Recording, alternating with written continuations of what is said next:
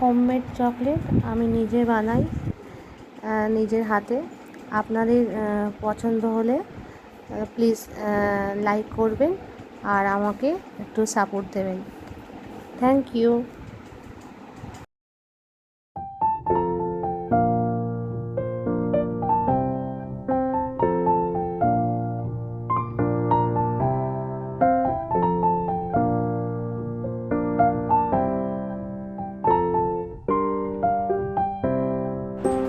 এর মধ্যে Oreo chocolate আছে, হট স্পাইসি চকলেট আছে, আর বিট চকলেট যেটা খেজুর দিয়ে তৈরি করা হয়, আর রয়েছে চকোবার আছে।